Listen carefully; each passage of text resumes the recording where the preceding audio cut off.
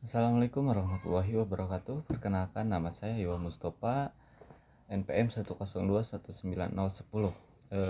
Saya dari akuntansi kelas B. Di sini saya akan menjelaskan hajatul insan ila rasul, kebutuhan manusia kepada Allah. Yang pertama yaitu al-insan. Al-insan atau manusia adalah ciptaan Allah yang diberikan banyak kelebihan dan keutamaan dibandingkan dengan makhluk lainnya. Di antara kelebihan manusia adalah fitrah, agama Allah yang dijadikan kepada manusia sesuai dengan fitrahnya. Kata al-insan disebutkan dalam Al-Quran sebanyak 73 kali dalam ayat surat dalam 43 surat. Kata al-insan dapat menunjukkan pada manusia proses kejadian manusia, baik proses penciptaan alam, tetapi juga dimensi. Yang kedua yaitu adalah fitrah. Fitrah yang ada pada manusia dapat menilai baik buruk tingkah laku masyarakat ataupun diri kecenderungan yang baik senantiasa membawa manusia ke arah Islam seperti pengakuannya kepada Allah Subhanahu wa taala sebagai pencipta atau Rabb. Yang itu selanjutnya wujud khaliq. Kewujudan pencipta merupakan sesuatu yang tidak dapat diingkari. Allah sebagai pencipta Rabb di dalam Al-Quran diakui oleh orang kafir sekalipun. Perjanjian manusia ketika di dalam rahim ibunya juga menyatakan bahwa Allah satu birobikum qala bala saidra. Manusia menerima Allah sebagai Rob. Begitupun ketika orang kafir Quraisy ditanya berkaitan dengan pencipta lagi, suatu langit, bulan, bintang dan sebagainya.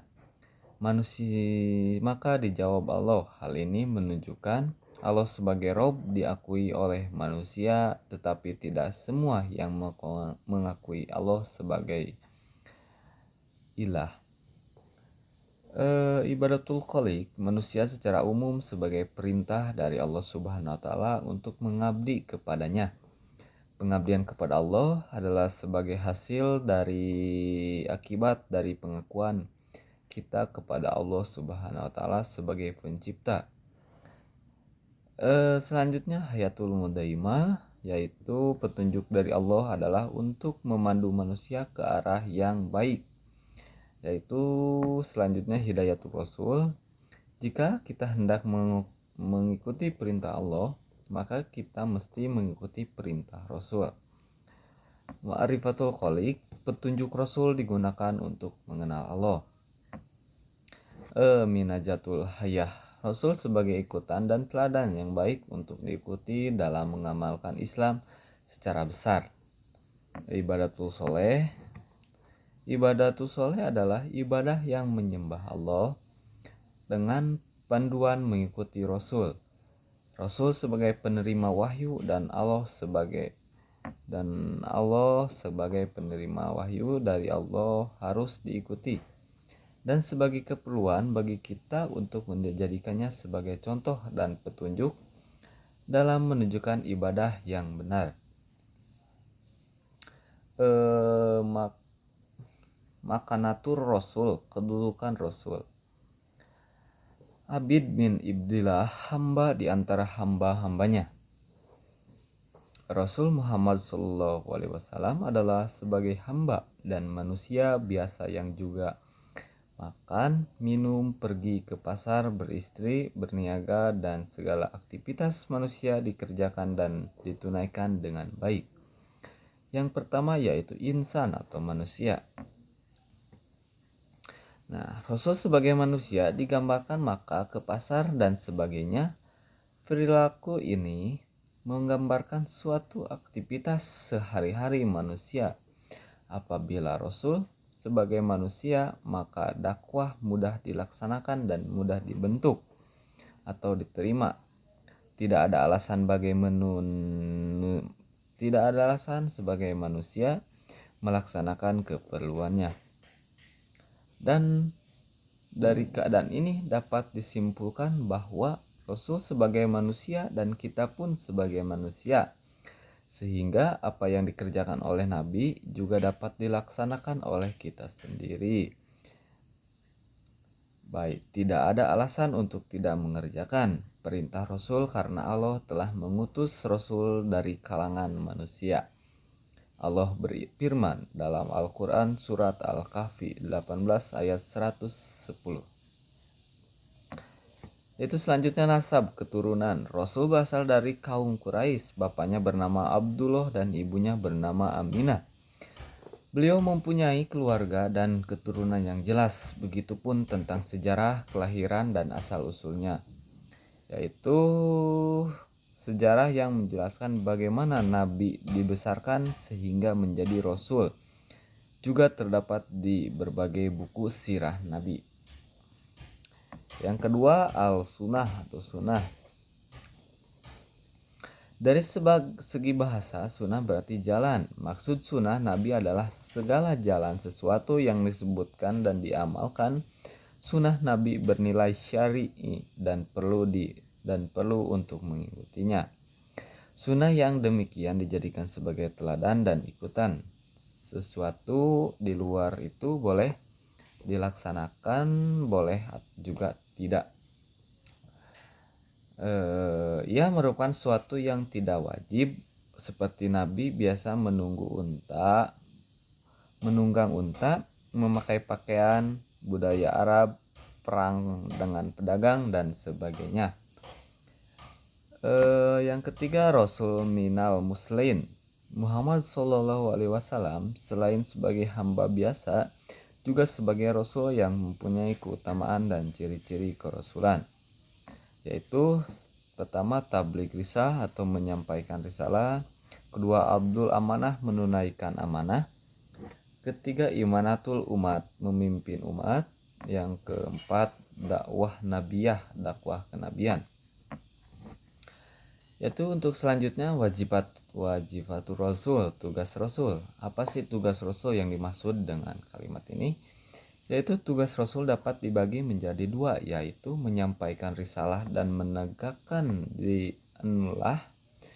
Tugas Rasul diantaranya adalah menjelaskan cara pengabdian kepada Allah, menjelaskan Islam sebagai panduan hidup. Usaha menyampaikan risalah adalah menegakkan dianlah. Tugas ini semua muslim memahaminya atau tidak mengetahuinya, bagaimana merealisasikannya. Rasul sebagai menggambar dakwah ini menjadi Rasul sebagai pembawa risalah adalah sesuatu pengetahuan umum bagi kita, tetapi tidak demikian peranan untuk menegakkan agama Allah. 1. Hamilu risati dakwah atau mengembang risalah dakwah. Pertama yaitu Rasulullah SAW melakukan aktivitas dakwah agar umat manusia ma'rifatullah khaliq, mempelajari, mengetahui dan mengenal Sang Pencipta Allah Ta'ala. Yang kedua, Rasulullah SAW membimbing manusia tentang kafiatul ibadah atau tata cara ibadah. Yang ketiga, Rasulullah SAW bertugas menyeru manusia agar mengetahui dan mengamalkan Islam sebagai minhajul haya atau pedoman kehidupan. Beliau menyeru umat manusia kepada ajaran Islam secara utuh agar dilaksanakan dalam ucapan sehari-hari di setiap aspek kehidupan. Ikmatul dinilah atau menegakkan Allah. Materi akmal kalimah artinya bahwasanya aku diutus adalah untuk menyempurnakan kebaikan akhlak. Hadis riwayat Ahmad. Yang selanjutnya wajibunal na'wa rasul, kewajiban terhadap Rasul. Pertama, tasdidukul final akbar atau membenarkan apa yang disampaikan olehnya. Kedua, tahfatul fima amar, menaati apa yang beliau perintahkan. Ketiga, ijat nabul maha anu, menjauhi apa yang dilarangnya. Keempat, la nabudullah illa bin nasyara. Kita tidak beribadah kepada Allah kecuali dengan apa yang disyariatkan atau dicontohkan oleh beliau. Tidak dibenarkan bagi seorang muslim melaksanakan peribadatan yang tidak sesuai dengan apa yang disyariatkan oleh Allah Ta'ala melalui Rasulnya. Perilaku beribadah dengan mengikuti hawa nafsu atau kehendak hati, perilaku orang-orang musyrik. Yang kelima, mahabatul man ahabahu, mencintai orang-orang yang mencintainya. Yang keenam, ihya'u sunatin, atau menghidupkan sunahnya. Yang ketujuh, ihtarus sholawatani alahi, memperbanyak bersolawat kepadanya. Kedelapan, itibatul manhaji, mengikuti manhajnya. Yang kesembilan, yaitu yang terakhir, wirasatul risalati, atau mewarisi risalahnya. Najatul Iqbal Rasulullah, atau hasil dari mengikuti Rasul, seorang yang bertiba-tiba akan memetik hasil yang bermanfaat bagi dirinya baik di dunia maupun di akhirat.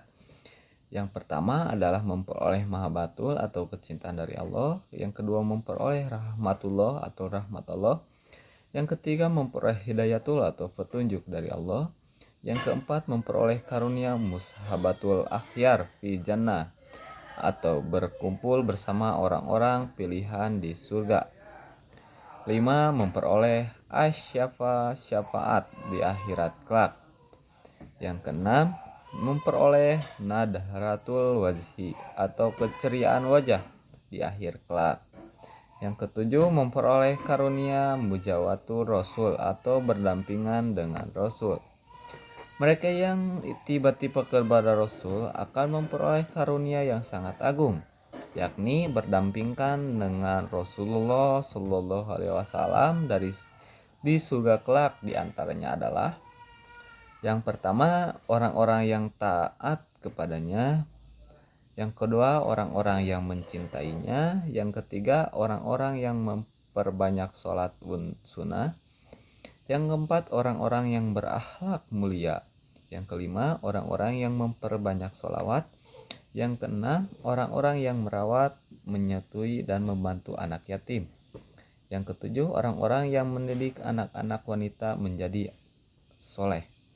Yang kedelapan, orang-orang yang memperbanyak doa agar didekatkan dengan Nabi di akhirat kelak. Yang kedelapan yaitu memperoleh ijatul nafs, atau kemuliaan jiwa. Oleh karena ijah Islam, inilah prajurit biasa seperti Rib'in bin Amir radhiyallahu anhu mampu berkata di hadapan panglima perang Persia Rustum dengan sebuah kalimat yang menggetarkan. 9. Memperoleh al-falah, atau keberuntungan, yakni keselamatan, kemenangan, dan keberhasilan yang besar di akhirat berupa surga abadi. Sesungguhnya jawaban orang-orang mukmin bila mereka dipanggil kepada Allah dan Rasul-Nya menghukum, mengadili di antara mereka ialah ucapan, kami mendengar dan kami patuh, dan mereka itulah orang-orang yang beruntung. Surat Al-Quran An-Nur 24 ayat 51. Dicukupkan sekian dari saya presentasi materi pertemuan agamanya. Mohon maaf apabila ada kata yang salah, saya lagi belajar. Wassalamualaikum warahmatullahi wabarakatuh.